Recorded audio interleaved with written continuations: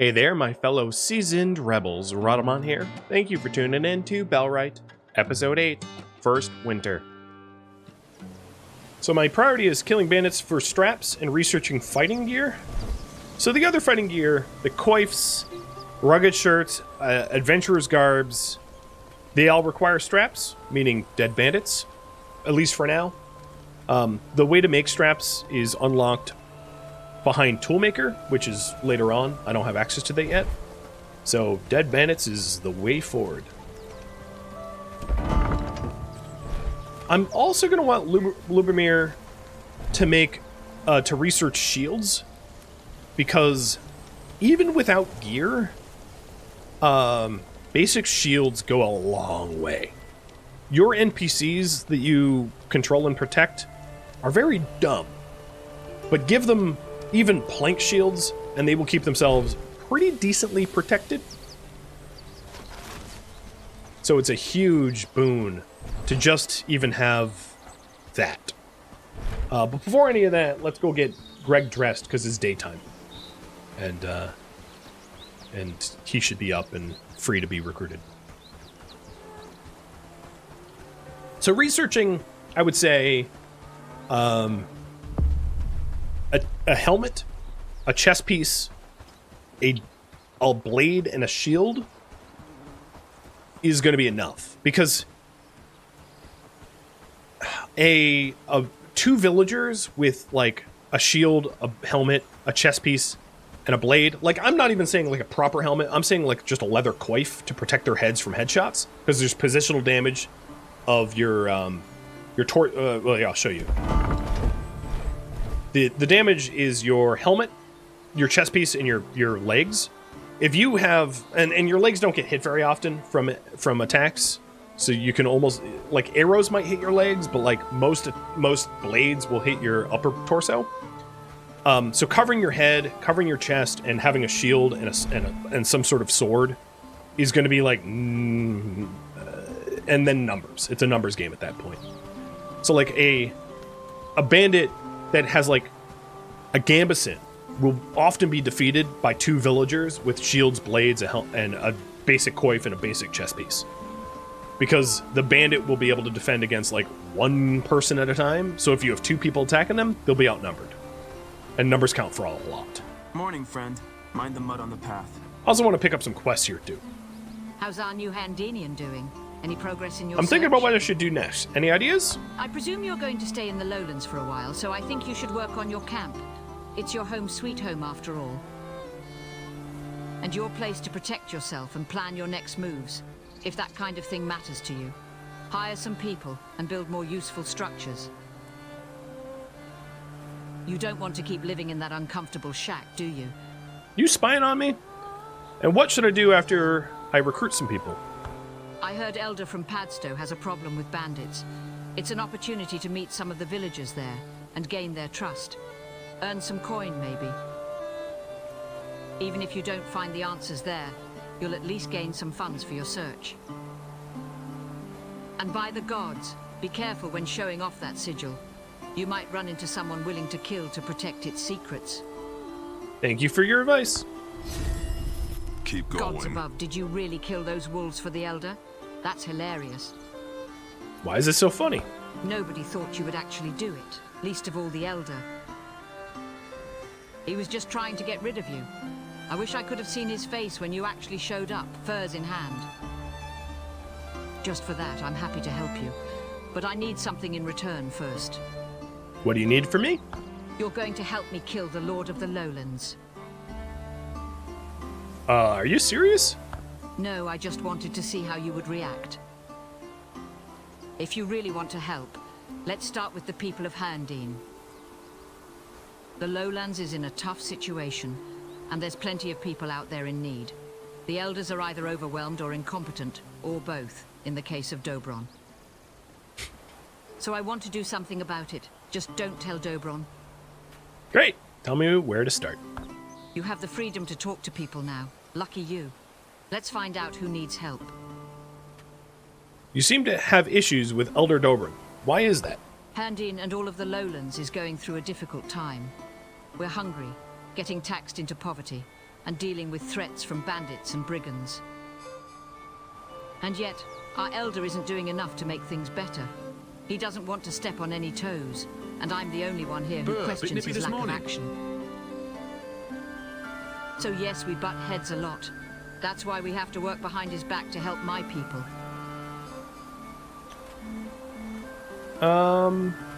That's all for now. Before we begin our work, I want to know more about you. You've come to our village from Westerfield of all places and surprised us all, but why? Someone close to me got killed, and I believe the execution order came from someone in the lowlands. I'm trying to find out who. I see. Well, I hope we can help each other. Now let's get to work. Agreed. Anything else?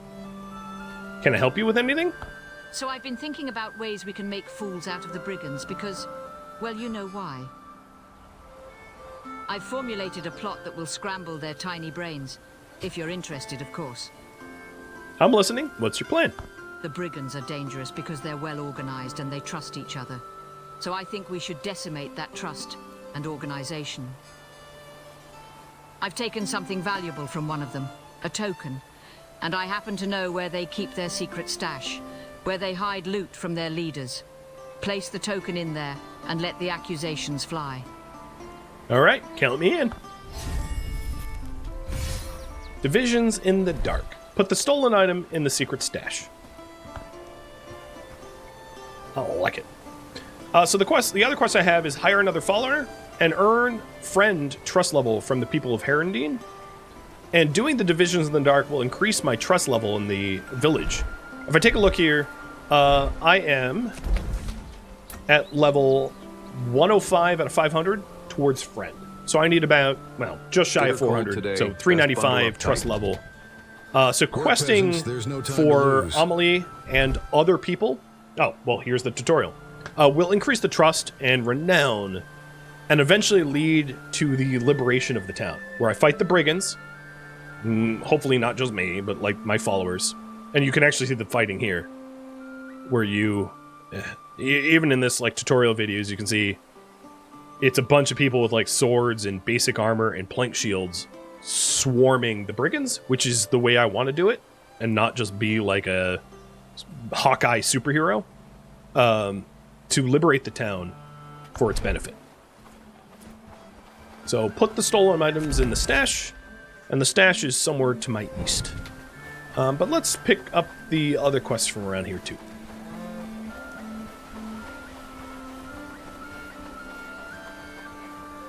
Step closer, gentle Outsiders folk. ain't exactly welcome to here, enlighten but your your coin days. spends the same. I don't have too much time, so if you need something, make it quick. Can I help you with anything? You're just the person I was hoping to run into today. My wife, bless her heart, has been poring over one of them new books Oscar brought in. She believes she's found a cure for my memory has been dodgy as of late. So I could really use your help gathering some herbs. Of course. You're a good egg, here's the list. They grow near the old well outside the village. It's a bit of a trek, and well, I don't have the stamina I used to.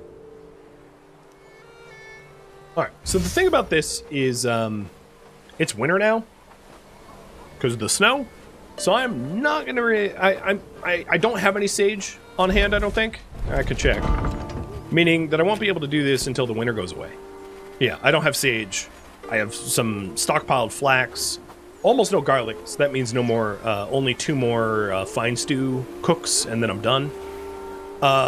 So things like hemp, flax, garlic, sage can't be picked in the winter. River reeds can, though. They're the exception. Greetings, traveler. The books in my store are essential tools for personal growth, enlightenment, and self-discovery. Browse at your leisure. What do you have stock? Once you have a decent pool of money, which I don't, as I mentioned before, I highly advise that you buy strength and agility books, as they're very key. The bookseller in Padstow, little spoiler, sells better books than Oscar here. So Padstow is a better place to do book shopping, but you will need some gold first. If you're hoping to earn gold, there are a bunch of ways to do to sell things. We are keeping the peace here. So there are in the like name of Lord Ashbourne. fishermen and herbalists and things like that around that you can sell things to every day.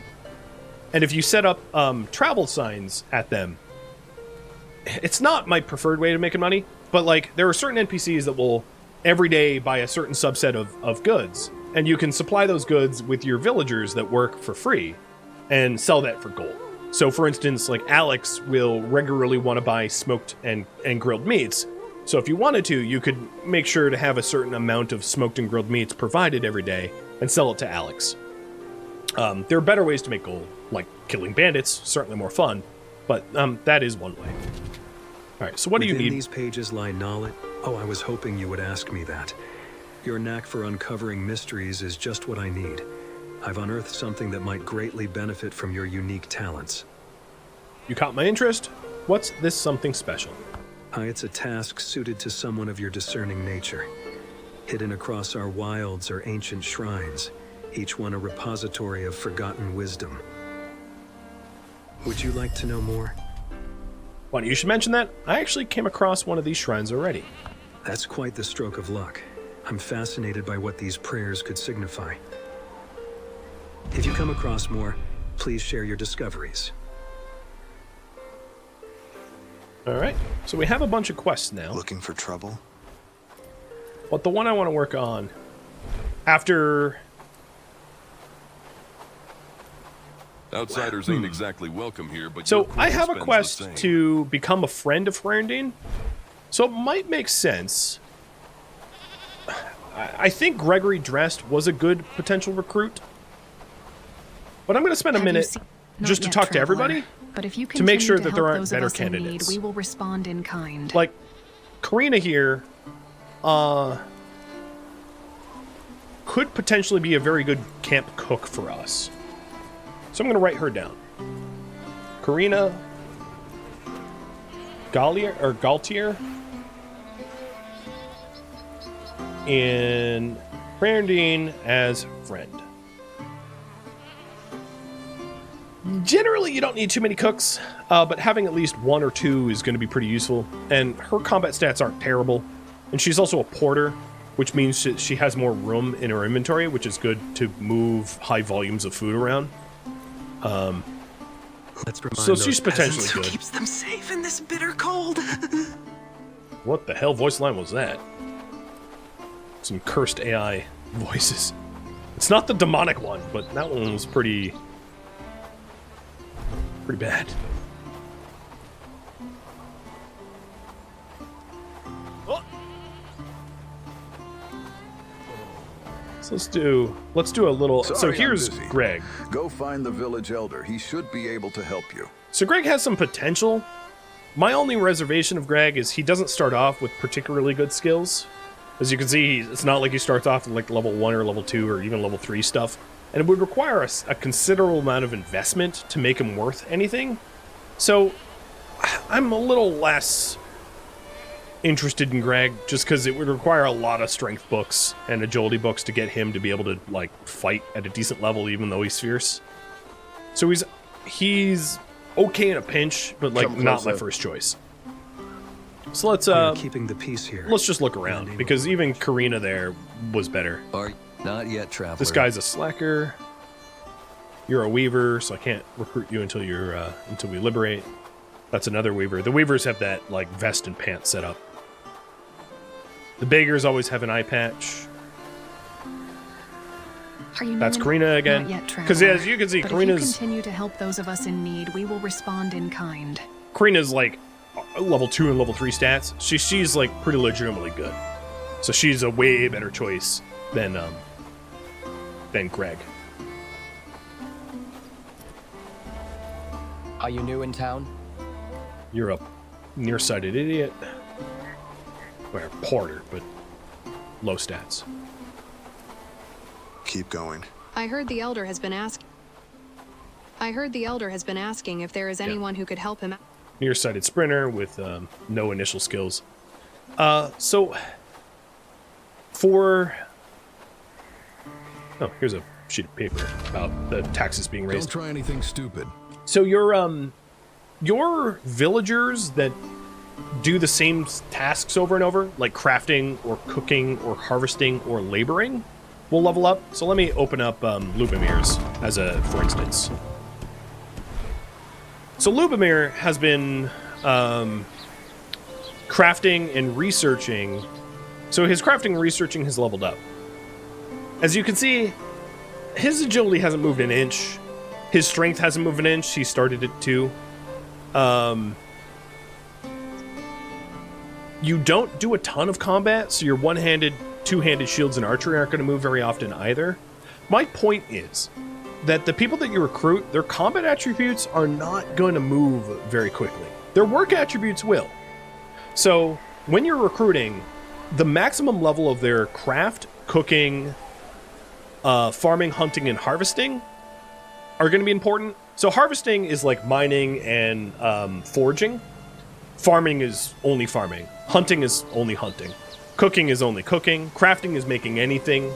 Researching is researching, which isn't all that important because the research speed matters almost not at all. And laboring is building, which isn't all that important because you don't build enough. You're not an empire builder. You're a settlement builder. So the ones that are important is their max level of their work attributes, the top 5 work attributes, and their starting combat attributes. Their max combat attributes can be helpful, but for me to get Lubomir from 2 to 5 strength is going to be a sizable effort and a lot of financial investment into like skill books, which means their starting stats are more important for combat than their max level, unless you're willing to do the kind of investment. Versus for someone like Greg Drest, have you seen the Elder yet? You know, it's like this guy, for instance, he might be able to get up to level 4 agility, but like I would need to invest thousands in agility books for him to reasonably get there. Plus he's a dullard, so he's not going to get there very quick anyway. So that's the sort of the assessment to make. Oh, is there someone else to... Yeah, there's someone else. There's another quest giver somewhere else out there. What's the building like? Is it like Sons of the Forest? Yeah, a little bit. I haven't played Sons of the Forest, but I have played The Forest. It's kind of similar to that.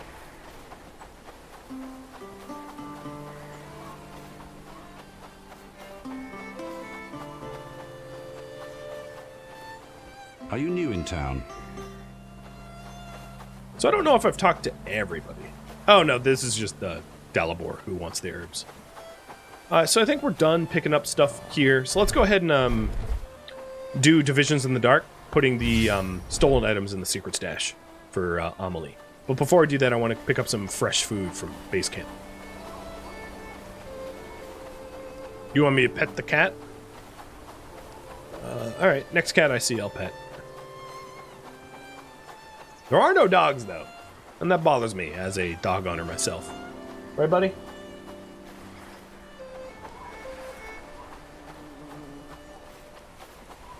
Oh, here's one.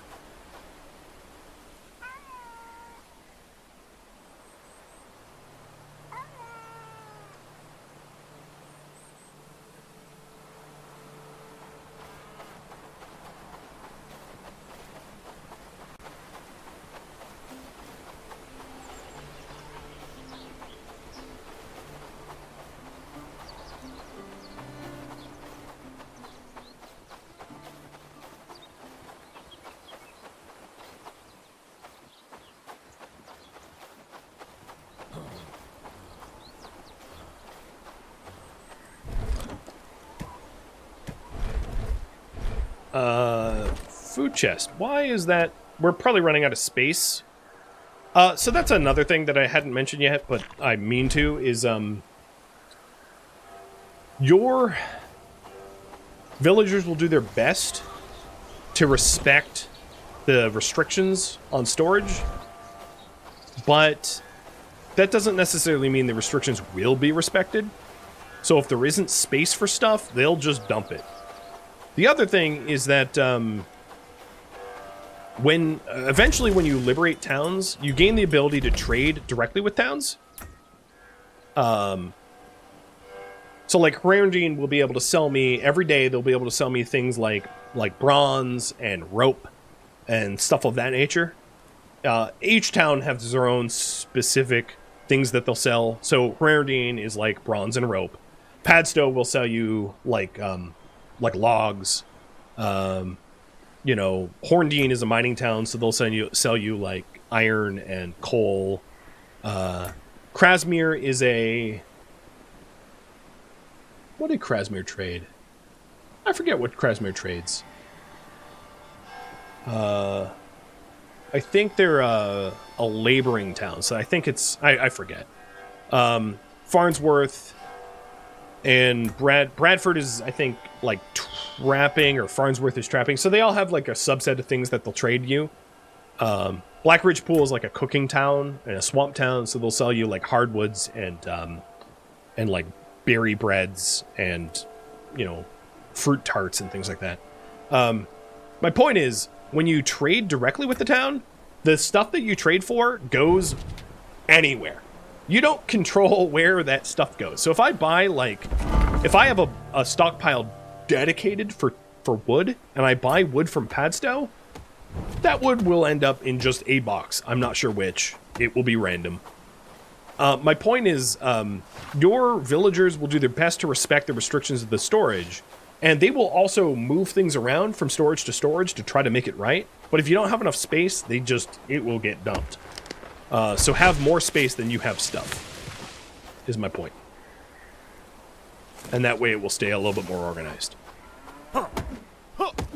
So before I go any further, I'm gonna make that stockpile so we actually have space. Because the stockpile, I think, can store 400, whereas the little boxes store 50. So stockpiles are gonna be a little bit better. Hi, cow.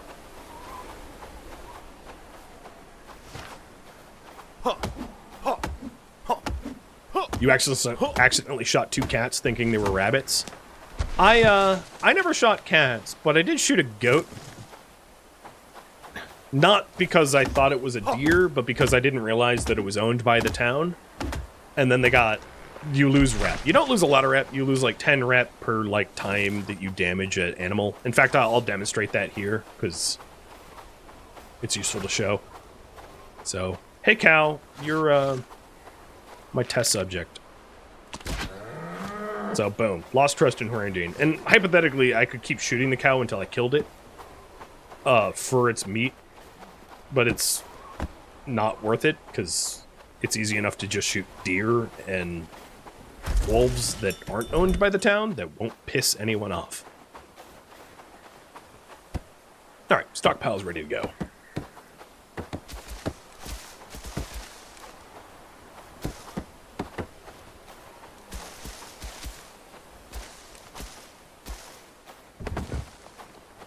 Ta-da! 400 volume.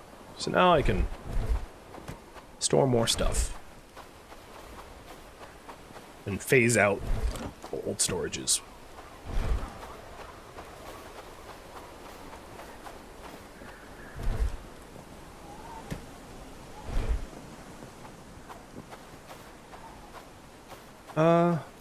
Maybe I'll get something cooking before I leave camp. I think I still have garlic somewhere. Yep, there it is. I need 1 wood. And 1 water. In the last patch, they made it so that you can draw water from wells in the winter. But before that, you couldn't, and it was really annoying, because the meta was essentially have a well closest to your cauldrons, so your villagers would use the well as a priority, and then have just like a whole bunch of water collectors. Also, yeah, the snoring noises for the NPCs are really loud and not normalized to game volume, so that it's very disturbing. So when you're doing your real settlement design, have your houses far away from where you typically are, so you don't have to listen to deafeningly loud snoring noises, unless it doesn't bother you. It's just a little alarming. Also, what's neat is you can see the materials that are stored in the stockpile, so I can see that there are cords and flax there. It only will show like 5 different materials, but if you have if you dedicate your stockpiles to only, and this is also true of later on storages like barns, if you have your stockpiles in your barns have only like a few different types of materials, you can see from a distance. Like this one has ropes and cords that are, you know, so it has 4 flax and 3 cords and 3 ropes and 1 hemp. I can tell that without even entering it, which is kind of neat.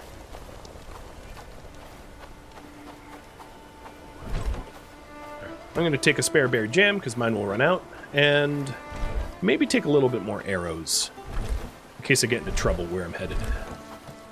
Let's replenish my arrows. All right. Time to do the stolen items. So, kill bandits for straps and quest for Amelie.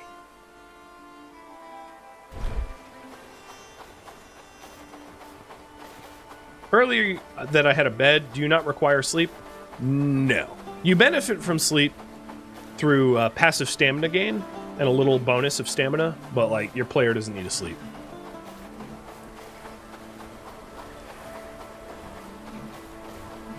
The nights are also, not all, some of the nights are dark, but not all the nights.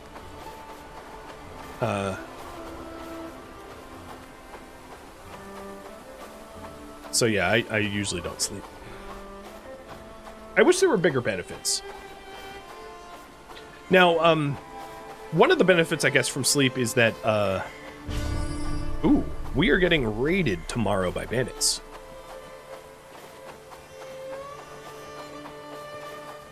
So, my goal might change a little bit. I would very much like to get Lubomir a plank shield before we get raided. And maybe myself a plank shield, too.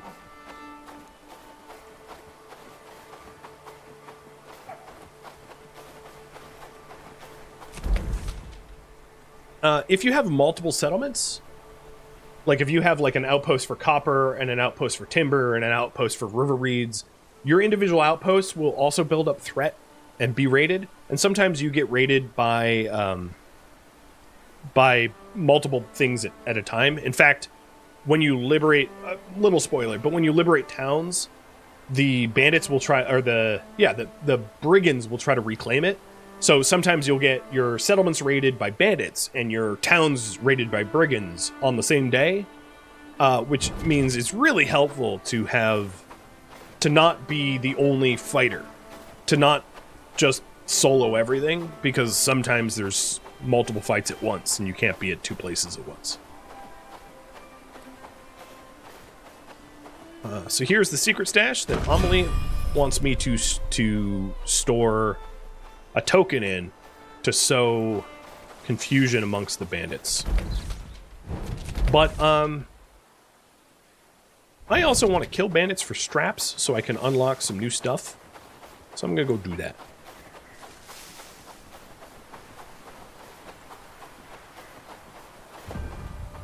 Now, I wanted straps to unlock the bag. And I still want to unlock the bag. Because once you start clearing bandit camps and killing bandits, you end up with like a lot of loot, which is nice. But if you don't have good storage capacity, it kind of sucks to have to ferry loot around. I'm gonna head to this bandit camp, and I think there's only like 2 or 3 bandits there, so it's not unreasonable for me to solo it. But maybe before that, I will change the research that we're doing to plank shields and then supply the materials for the plank shields, because we're so I'm going to change the priority actually. Prepare for the bandit raid and make plank shields for me and Lubo.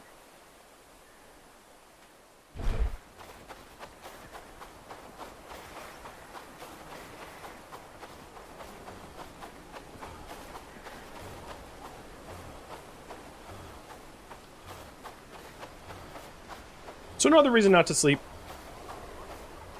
The buildings don't get built at night by villagers, which I mentioned this before, but can actually be an advantage. So like, let's say I wanted to set up a mining camp out here. And I didn't want Lubomir to run out and deliver materials to it, because that doesn't necessarily make sense. Or I wanted to build something in Herandir or something like that. Building a knight manually with the player prevents the NPCs from like interfering, which can be a bit of a benefit if can be a bit of a benefit if you don't want them to like endanger themselves. And then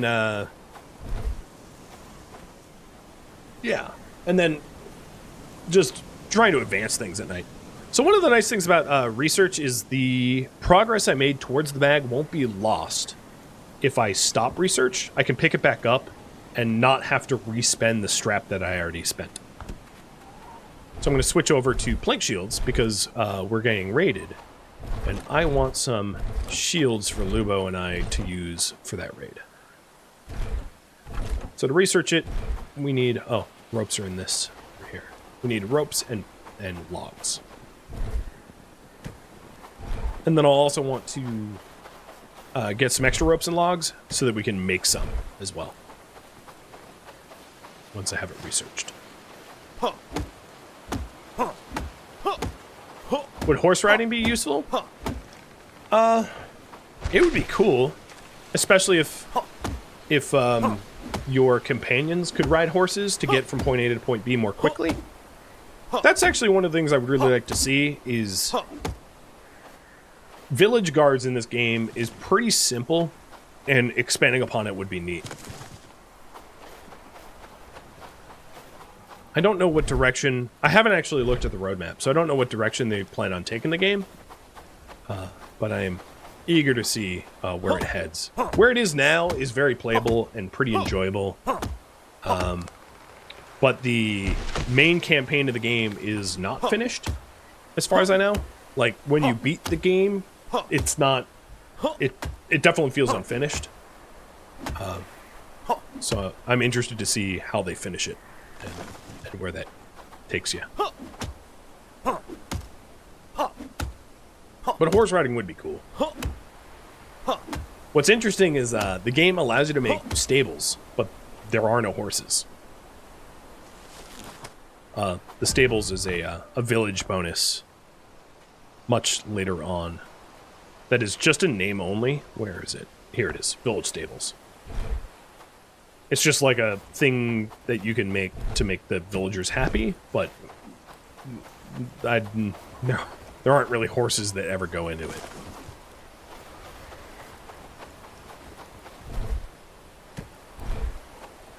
So all the materials for plank shields is done.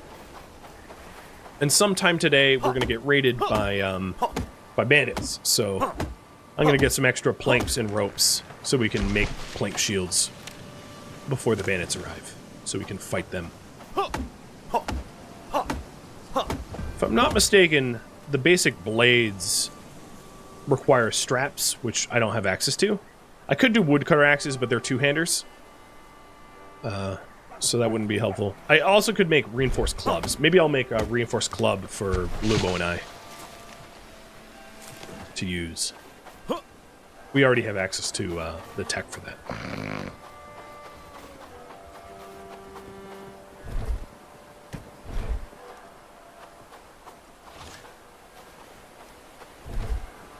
So here at the workbench, I will smelt 2 copper ingots for Lubo and I for clubs.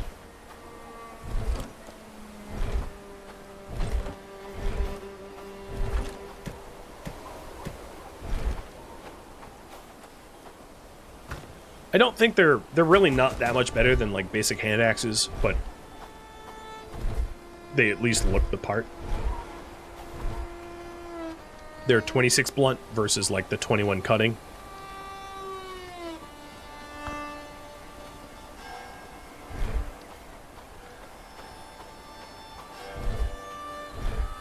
Let's see. Maybe there's something I can weave too. I wouldn't mind a winter cloak for myself. So I'll do 1 cloak for myself.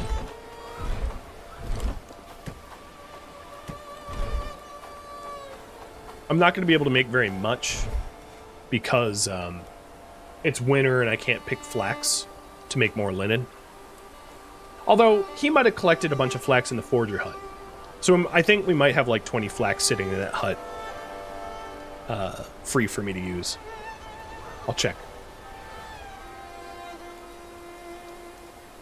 They're expecting to go full release in 3 years? Yeah. If you consider, like, V Rising just went full release, and that's been out for, like, what, 2 years now? That schedule isn't ridiculous, as far as I'm concerned. So for the cloak, I need 2 pelts. Horses on the plan? Oh, that's cool to know. I haven't really checked out what's on the plan. It's not, like, relevant to what I'm doing right now. But it's neat to... I would be interested to see at some point to look over. The Winter Cloak is supposed to negate the... I don't know if it works. It's supposed to negate the stamina regeneration and productivity loss malices from winter. I've just seen anecdotally that sometimes it doesn't work right. But you work slower in the winter. And if there's a way for there to be... If your villagers are slackers and are cold and aren't fed, they, like, don't work anymore because of all the malices that stack up. Which is kind of by design. You know, if you're, like, freezing cold and starving and don't have clothing, yeah, you probably shouldn't be all that good at working. That makes sense. That checks out.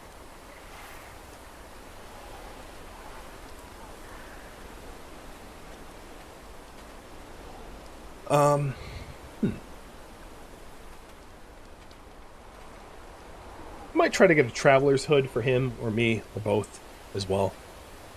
Just some basic armor. Because my head slot is completely uncovered.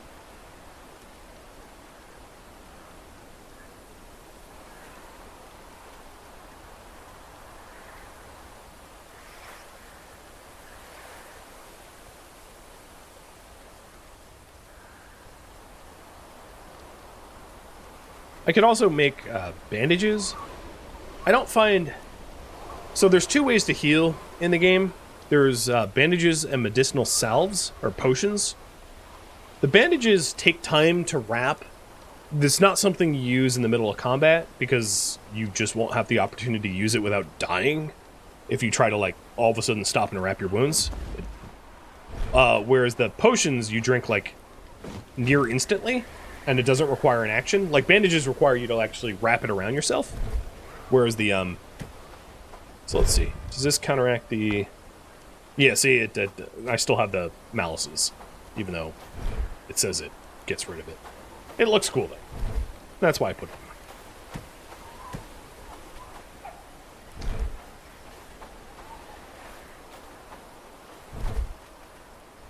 on. So, 5 wood apiece for the clubs.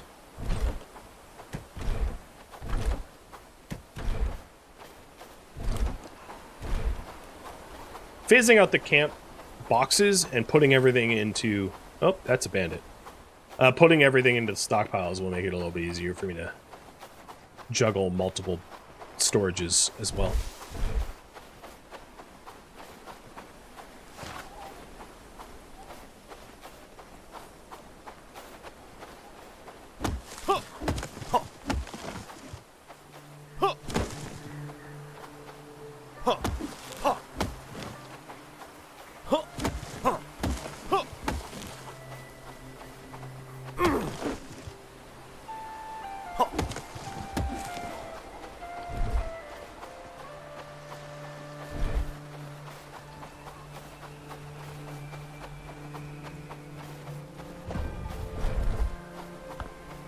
If you're wondering about the Malice's Cathanon, I don't think it's changed. Like, if I... You know, it's the same. Whether they're on or off.